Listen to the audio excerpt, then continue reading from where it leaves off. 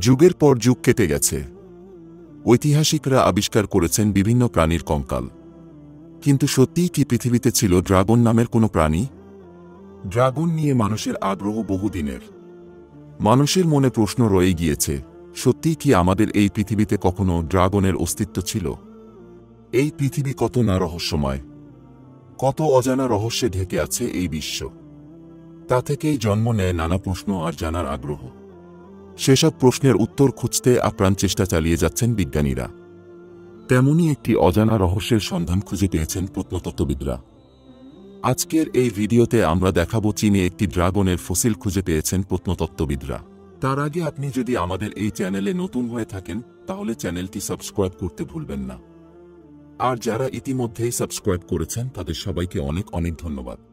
আন্তর্জাতিক বিজ্ঞানীদের একটি দল প্রায় 24 কোটি বছরের পুরনো চীনা ড্রাগনের জীবাশ্ম আবিষ্কার করেছেন। বিজ্ঞানীরা প্রাচীন এই সরীসৃপ সম্পর্কে নতুন বিবরণ প্রকাশ করেছে, যা প্রায় 24 কোটি বছর আগের এবং এর রয়েছে বিশাল লম্বা এক গলা। এ কারণে সেটি ট্রাইসিক সময়কালের ড্রাগনের বলে জোর ধারণা বিজ্ঞানীদের।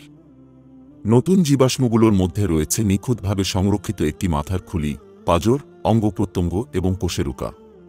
বিজ্ঞানীরা পেটে অন্তত 4টি মাছ, সেই সাথে ছোট কোষেরুকা বা কিছু সরীসৃপের হাড়ও খুঁজে পেয়েছেন যা এটি খেয়েছিল।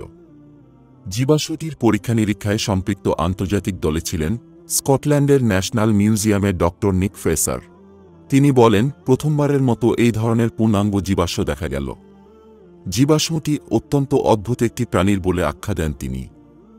নিক ফ্রেসার আরও বলেন, জীবাশ্মটি দেখে বোঝা যায় যে অদ্ভুত প্রাণীটির গলা ছিল শরীর ও লেজের সম্মিলিত দৈর্ঘ্যের চেয়ে বড়।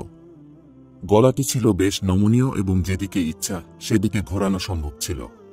প্রাণীটির হাত পা মূল শরীরের সঙ্গে লাগানো ছিল, আর প্রাণীটির কোনো বাহু ছিল না। চীনের দক্ষিণাঞ্চলের চুনাপাথরের প্রাচীন খনিতে জীবাশ্মটির সন্ধান পাওয়া গেছে। ফ্রেসার ব্রিটিশ সংবাদ মাধ্যম বিবিসিকে বলেন, এই জীবাশ্মের সন্ধান ট্রায়াসিক যুগের অদ্ভুত বিষয়াশয়ে নতুন তথ্য যুক্ত করল। সারা বিশ্বের বিজ্ঞানীরা এখন মূলত 24 কোটি বছর আগে ড্রাগনগুলো দেখতে কেমন ছিল তা বুঝতে কাজ করে চলেছেন। আজকের ভিডিও এই পর্যন্তই। দ্রুতই আরও আকর্ষণীয় কিছু বিষয় নিয়ে হাজির হব আমরা। আপাতত বিদায়।